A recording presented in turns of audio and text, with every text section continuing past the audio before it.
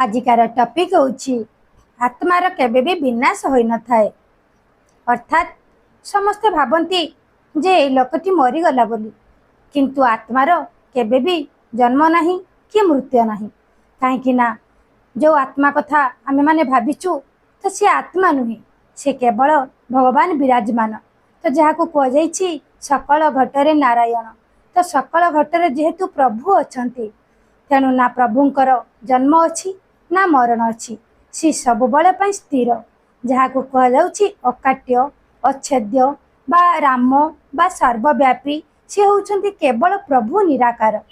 तो सेइथिपाई श्रीकृष्ण उद्धव को सुंदर भाव में कहते आरे तमे युद्ध करने को तुमको निहाती पड़िबो, कहीं ना ये युद्ध तुम द्वारा ही हो पार।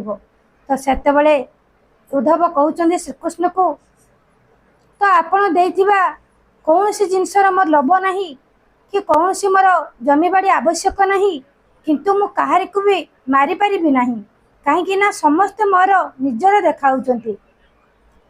तो सेठी श्रीकृष्ण कहउचंती केही मरिबेनी, समस्ते होउचंती अमर, कहीं ना आत्मार जन्म नहीं आत्मार मृत्यु नहीं, किंतु कर्म अनुसार फल भोगिबा को पड़ी थाए। कहीं ना ए संसार को जितेबाला आम शरीर देह नहीं आसीचु, शरीर हिसाब रे कर्म करुचे, तो सेइथिपाई शरीर कर्म अनुसार आमको फल भोगिबा को पड़ी थाए। कहीं ना भगवान किछि भी दंड काहा को दियंती नहीं। जेमिति कह जाइछि गोटे बापा माँ तार संतान को केबे भी कष्ट दियंती नहीं, अर्थात केबे भी दंड दियंती नहीं। तो सेहीपरि भगवान आमको केबे भी दंड दियंती नहीं। भगवान हेउचंती क्षमार सागर, अर्थात भगवान सबुबले चाहती तांको संतान भलरे रुहंतु, किंतु भगवान कर कथा आमे मानुछे केते।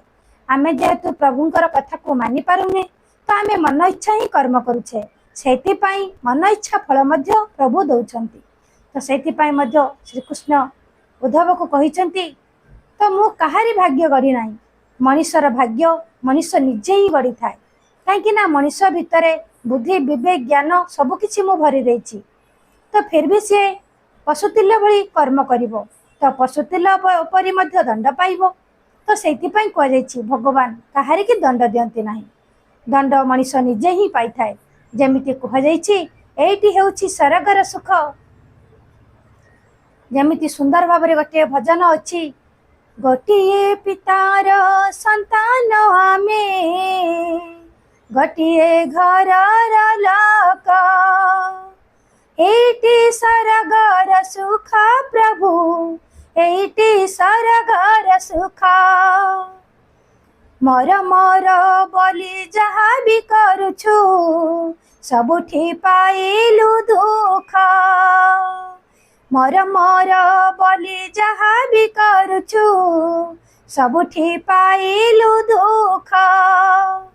गोटिए पितार संतान आमे गोटिए घर लोक।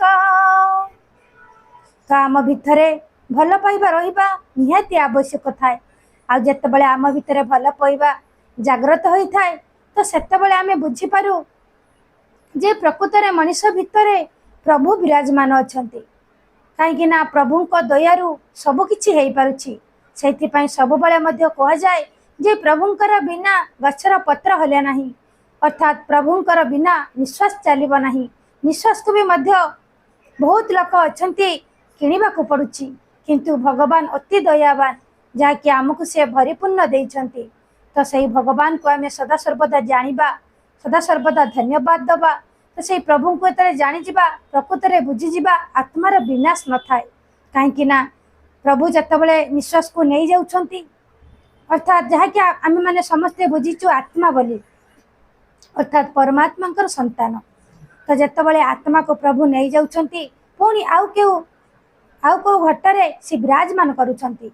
तो सेथिपाई कह जाइछि शरीर केवल चेंज होई थाए, जो परी आमे पोशाक डेली चेंज करू सेहीपरि शरीर मध्य भगवान चेंज करती, किंतु आत्मार विनाश न थाए, अर्थात आत्मार जन्म न थाए कि मृत्यु न थाए।